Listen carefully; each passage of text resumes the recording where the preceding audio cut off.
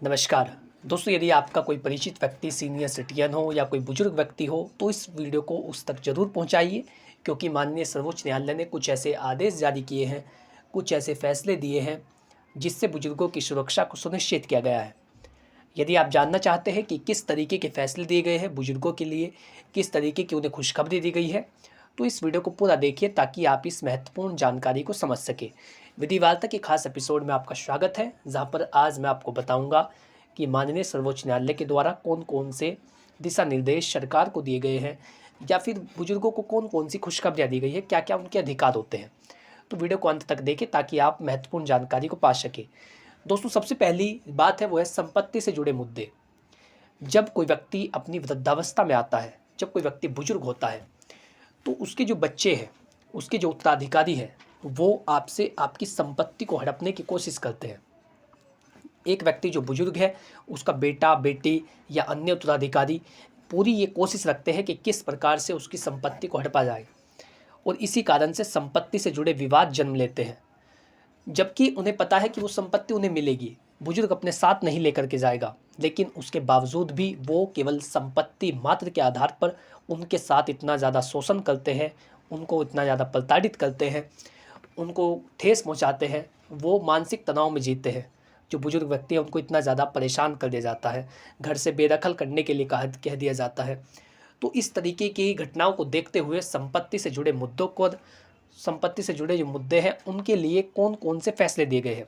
सबसे पहले बुजुर्गों का अपनी संपत्ति पर पूरा अधिकार होता है। जो संपत्ति आपके नाम पर है, चाहे वो आपकी पैतृक संपत्ति है, चाहे वो आपकी सेल्फ एक्वायर प्रॉपर्टी है, यानी या तो वो आपके बुजुर्गों के द्वारा आपको दी गई है या फिर आपने उसे खुद खरीदा है, हर तरह की संपत्ति पर जो आपके नाम पर है उस पर केवल आपका अधिकार होता है। कई बार बच्चे आपसे कहेंगे कि आप हमारी मर्ज़ी के बगैर प्रॉपर्टी को नहीं बेच सकते, या हमारी इच्छा लेनी ज़रूरी है, या फिर कई सारे तो ऐसा कहते हैं कि हमने मकान में निर्माण कराया है, कंस्ट्रक्शन का कार्य कराया है, तो इसलिए हमारा भी अधिकार संपत्ति पर है। लेकिन ये केवल आपको गुमराह करने की बात है। जब तक आपके नाम पर संपत्ति है, आपका अधिकार उस संपत्ति में होगा। किसी भी व्यक्ति के द्वारा, किसी भी उत्तराधिकारी के द्वारा, किसी भी बच्चे के द्वारा उसमें कोई क्लेम नहीं किया जा सकता। सबसे पहले इस बात को क्लियरली समझ ले कि आपका प्रॉपर्टी पर अधिकार होता है। दूसरी बात है, यदि संतान उनकी देखभाल नहीं करती तो वे कानूनी रूप से उन्हें संपत्ति से वंचित कर सकते हैं। यानी यदि बच्चे आपको मेंटेन नहीं कर रहे हैं, आपकी बेसिक नीड्स को पूरा नहीं कर रहे हैं, आपकी आम ज़रूरतों का ख्याल नहीं रख रहे हैं, रहना पीना खाना, आवास की सुविधा, चिकित्सा सुविधा, दवाइयों का खर्चा, आने जाने का खर्चा, यदि ये जो बेसिक नीड्स है इनको पूरा नहीं किया जा रहा है, तो ऐसी स्थिति के अंदर आप उन्हें संपत्ति से वंचित कर सकते हैं, उनको बेदखल कर सकते हैं। ये अधिकार आपके पास होता है। आप ऐसे बच्चे का क्या करेंगे जो केवल संपत्ति लेने के लिए आपसे जुड़ा हुआ है? ऐसे को संपत्ति से बेदखल करना ही बुजुर्ग उचित समझते हैं, और इसीलिए उनको ये अधिकार दिया गया है कि वो ऐसे बच्चे को, ऐसे उत्तराधिकारी को संपत्ति से बेदखल कर सके जो उनको प्रताड़ित करता है, या फिर परिवार के सम्मान को भंग करता है, या फिर उनको टॉर्चर करता है, उनको मानसिक तनाव में जीने के लिए प्रोत्साहित करता है, या इस तरीके का व्यवहार करता है ताकि बुजुर्गों का जीवन नरक बन जाए। तो इस तरीके के बच्चे को संपत्ति से बेदखल करने का अधिकार आपके पास होता है। संपत्ति से जुड़े विवादों में साफ तौर पर यह कहा गया है कि एक बुजुर्ग को अपने बच्चों को संपत्ति से बेदखल करने का अधिकार है यदि वो इस तरीके की गतिविधियां कर रहा है जिससे बुजुर्गों को जीने में कठिनाइयां हो रही है। यह बुजुर्गों के अधिकार की रक्षा करता है। यानी माननीय सर्वोच्च न्यायालय के द्वारा ये कहा गया है कि प्रत्येक बुजुर्ग व्यक्ति अपनी संपत्ति की रक्षा कर सकता है, और ज़बरदस्ती ऐसा नहीं किया जा सकता कि किसी भी बुजुर्ग से उसकी संपत्ति को छीन लिया जाए। केवल बुजुर्गों की नहीं बल्कि प्रत्येक व्यक्ति का संपत्ति पर अधिकार है जो उसके नाम होती है। तो किसी व्यक्ति के द्वारा क्लेम करने पर, झूठा क्लेम करने पर, या किसी पर दबाव बना करके संपत्ति को नाम नहीं किया जा सकता, ऐसा कहना बुजुर्गों के लिए भी उचित होगा, क्योंकि उन्हें अपने अधिकारों को समझना होगा। यदि बच्चे कोई दुर्व्यवहार कर रहे हैं तो उसके लिए अलग से कानूनी प्रक्रिया है उनको सबक सिखाने के लिए, लेकिन परेशान करने पर और दबाव में आकर के प्रॉपर्टी को ट्रांसफ़र कर देना, नाम कर देना, ये सही नहीं है। बच्चों को उनकी जिम्मेदारी का ख्याल रखना होगा। बच्चों का एक कर्तव्य है, ये नैतिक कर्तव्य है।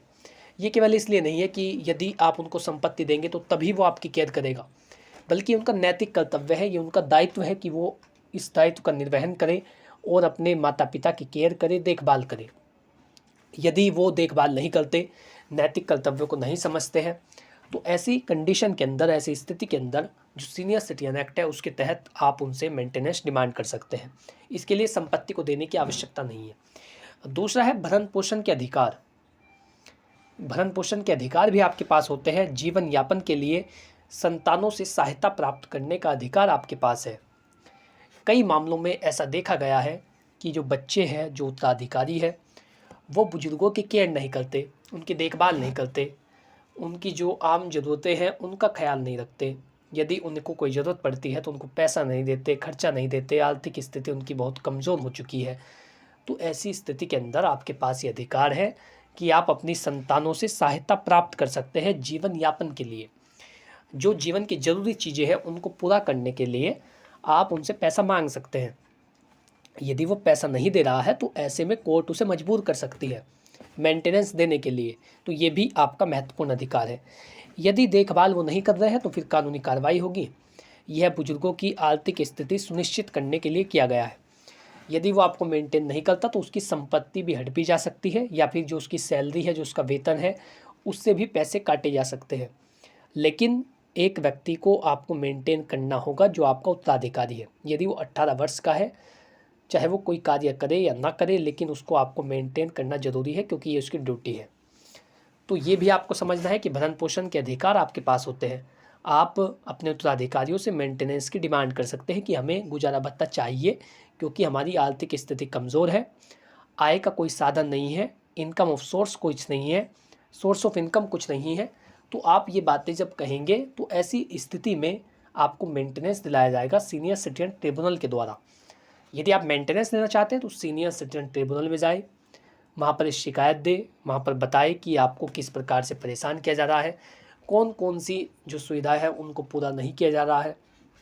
ये बातें जब आप बताएंगे तो ऐसे में एक मेंटेनेंस की राशि तय की जाएगी जो प्रति माह के हिसाब से आपके बच्चों को देनी होगी। ऐसे में आपको किसी प्रकार की भी चिंता करने की आवश्यकता नहीं है। यदि वो आपको मेंटेन नहीं कर रहे हैं तो बिल्कुल बेफिक्र हो जाइए और सीनियर सिटीजन ट्रिब्यूनल में चले जाइए यदि आपके पास आय का कोई साधन नहीं है। मेंटेनेंस लेना आपका अधिकार है और एक कानूनी बंधन है जो बच्चों पर लागू होता है कि वो अपने माता पिता को मेंटेन करें। तीसरा है मुफ्त में कानूनी सहायता लेने का अधिकार। बुजुर्गों को न्याय दिलाने के लिए मुफ्त सहायता सुनिश्चित की गई है। भारतीय कानून प्रणाली का ये सिद्धांत है कि किसी भी व्यक्ति को न्याय से इसलिए वंचित नहीं रखा जा सकता कि उसकी आर्थिक स्थिति कमज़ोर है या उसके पास इतने पैसे नहीं है कि वो वकील को कर सके तो उसे न्याय नहीं मिलेगा। ऐसा बिल्कुल नहीं है। तो कभी भी अत्याचार को मत झेलिए। यदि बच्चा आपको परेशान कर रहा है, दुर्व्यवहार कर रहा है, मारपीट कर रहा है, तो तुरंत उसके खिलाफ शिकायत दर्ज कराएं।